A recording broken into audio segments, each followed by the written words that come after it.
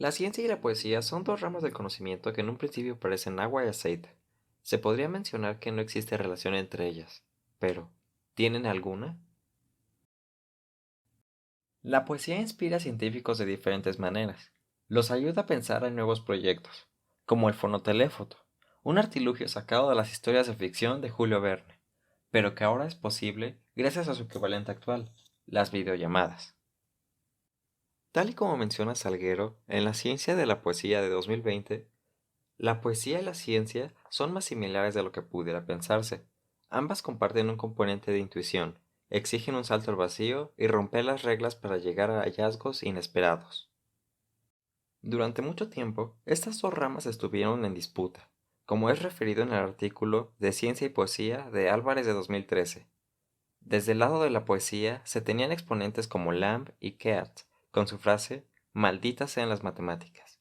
Por su parte, Edgar Allan Poe, con su soneto To Science de 1829, exclama "Buitre, cuyas alas son realidades aburridas", refiriéndose a la ciencia como una concepción que no representa la grandeza de la naturaleza. El objetivo de ambas es concebir una interpretación del mundo que nos rodea. Como dice Gerardo Herrera, ciencia y poesía se refieren a la realidad para intentar rehacerla. Mientras la ciencia intenta expresar la realidad matemáticamente, la poesía intenta entender el mundo de una manera amigable para el humano. Escribir estrofas tiene el mismo valor que escribir fórmulas, solamente son dos diferentes perspectivas del entorno. Ambas plasman lo que perciben a su manera. Si bien es cierto que el rigor científico es más exacto, no desacredita la emotiva interpretación global de los poetas. Ahora ciencia y poesía están más ligadas que nunca, ya que las dos forman parte de la cultura general. Se puede hacer referencia a hechos científicos en la poesía, tal como se hace referencia a versos en la ciencia. Tal y como dijo Vicente Mora, cuando alguien considera la ciencia como parte de su formación durante 20 o 30 años, su mente empieza a tejer pasadizos con los elementos humanísticos, y aparece cierto tipo de obra que busca ser humana, en el más abarcador de los sentidos de la palabra. Existe una frontera entre la poesía y la ciencia, y el humano se encuentra justo en ella. Como menciona Barbar, el hombre se encuentra en medio del desnivel entre lo captado y lo que permanece retadoramente abierto, entre lo comprendido y el marco general de comprensión. Tal situación convoca, soterrada o manifiestamente, a la poesía.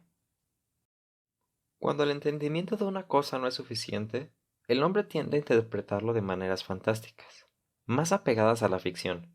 Sin embargo, cuando el hombre percibe con total claridad otra cosa, lo estudia para crear conceptos generales alrededor de su entendimiento. El hombre se balancea sobre esa delgada separación, haciendo obras increíbles por ambos lados. El simbiotismo que existe entre ciencia y poesía es otra de las relaciones que se debe de tomar en cuenta. Actualmente, una no puede existir sin la otra. De manera honesta, el medio por el que más he leído poesía es digital. Sin avances en la ciencia, la lectura poética sería una actividad que rara vez podría ser efectuada. La poesía ha tenido nuevos formatos gracias al avance tecnológico. Tal es el caso de Steinert Word Window, una página web que narra un poema haciendo uso de hipervínculos para dar la libertad al lector de cómo leer el texto. De una manera más abstracta, existen los anipoemas, que representan pequeñas historias con un significado a través de símbolos ASCII.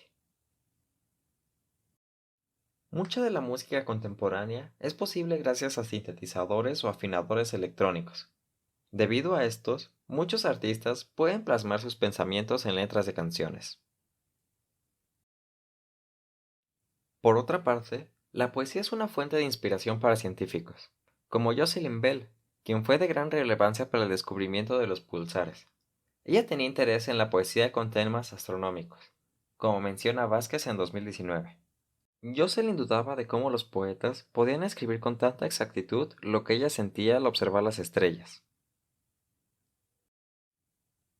Un ejemplo de poema con tema científico es Los Matemáticos, versos que rinden homenaje a grandes matemáticos de la historia. Pobres de palabras tropezáis, ensimismados, impulsados por el ángel de la abstracción. sobre campos de Galois y superficies de Riemann, con el polvo de Cantor hasta las rodillas, a través de los espacios de Hausdorff. La ciencia y la poesía forman parte de nuestra cultura como especie, y en un caso hipotético, las dos cosas serían nuestra cara ante especies extraterrestres. Claro ejemplo de esto es el disco de oro de la sonda Voyager, representando a nuestro planeta, en un equilibrio entre los avances científicos y artísticos de la humanidad al incluir tanto canciones como símbolos con descubrimientos científicos. Citando a Villegas en 2020, el mensaje que se envió fue grabado en un disco de oro y contiene saludos en 50 idiomas, distintos tipos de música, imágenes de animales y varios elementos de la naturaleza. La ciencia y la poesía están relacionadas desde su nacimiento, ya sea trabajando a favor o en contra, ambas propician el desarrollo de la otra, compitiendo o colaborando. De cualquier forma, las dos generan una amalgama que incita al hombre a desarrollar su pensamiento, para así poder crear una representación equilibrada entre lo real y lo metafórico.